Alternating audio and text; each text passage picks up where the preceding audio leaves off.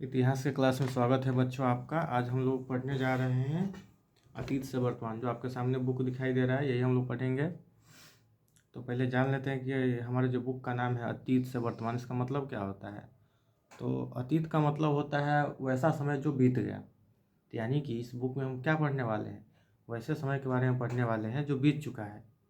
और कब तक पढ़ेंगे, तो अपने वर्तमान जो अभी चल रहा है, यानी 2024 अगर हम लोग मान लें 2024 का साल चल रहा है, तो यानी हमको पढ़ना है कि मानव जीवन का शुरुआत कब से हुआ, कैसे हुआ, कब क्या हुआ, कैसे आदि मानव से कैसे हम लोग इस सभ्य मानव के रूप में बदले हैं।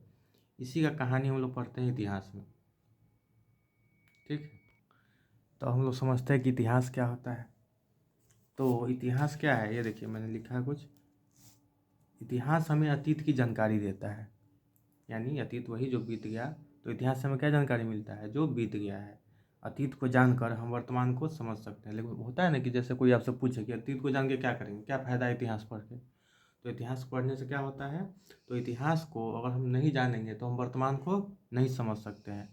और साथ ही इतिहास पढ़ने से हमको भविष्य के निर्माण करने में सहायता मिलती है। इसका क्या मतलब हुआ, तो इसका मतलब ये हुआ जैसे कि मान लीजिए आप अभी मान लीजिए आपका उम्र 10 साल है और 10 साल तक, बचपन से लेकर 10 साल तक का आप सारा याददाश्त आपका मिट जाए एकाएक, तो आप कैसा महसूस करेंगे, सोच के देखिए ज़रा।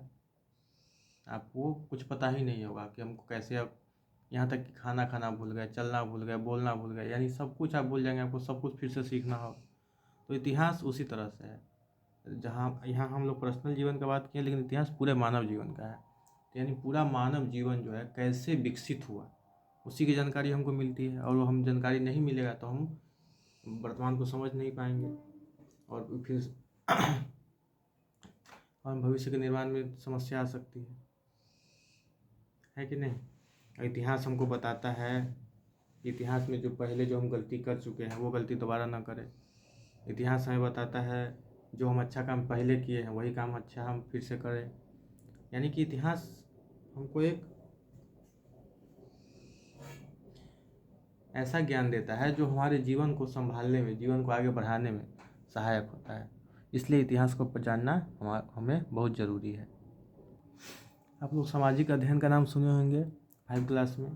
तो सामाजिक अध्ययन के अंदर ही ना 4 विषय आता है। एक है इतिहास, भूगोल, नागरिक और अर्थशास्त्र।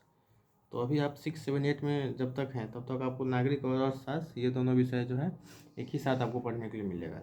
लेकिन जब 9th हो जाएंगे तो ये दोनों विषय अलग अलग हो जाएगा। फिलहाल हमें 6, 7, 8 में भूगोल, इतिहास भूगोल और नागरिक शास्त्र एक साथ पढ़ते हैं।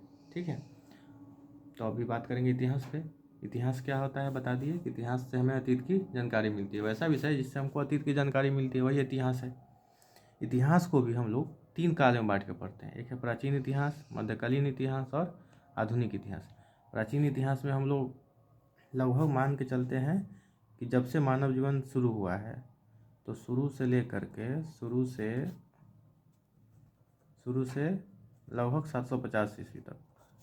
और मध्यकालीन में हम लोग पढ़ते हैं 750 ईस्वी से लगभग 1750 ईस्वी तक। और आधुनिक इतिहास में पढ़ते हैं हम लोग 1750 ईस्वी से अब तक जो चला आ रहा है। तो हम लोग ये सब क्यों करते हैं, क्योंकि काल में बांटने का ज़रूरत क्यों पड़ता है। तो यह जो है हम लोग अपनी सुविधा के लिए, अध्ययन की सुविधा के लिए लोग बांट लेते हैं काल में। प्राचीन इतिहास को भी कई भागों में बांटा जा सकता है, तो ज़्यादा डिटेल में नहीं जाएंगे, बस एक बता देते हैं। जैसे कुछ इतिहास है जो हमको लिखित मिल जाता है, लेकिन कुछ इतिहास है जो हमको लिखित नहीं मिलता, यानी हमको उसका कोई प्रमाण, कोई किताब के रूप में, कोई पुस्तक के रूप में, कोई ग्रंथ के रूप में नहीं मिलता। हम इतिहासकार जो है उस काल का अनुमान उस समय के वस्तुओं से लगाते हैं। जैसे कुछ सामान मिल गया, सिक्का मिल गया, बर्तन मिल गया, कहीं पे चावल मिल गया, कहीं पे किसी का हड्डी का अवशेष मिल गया। तो इस सब के आधार पर रिसर्च करके वैज्ञानिक जिस इतिहास का अध्ययन करते हैं ना, उसको हम लोग बोलते हैं पूर्व इतिहास।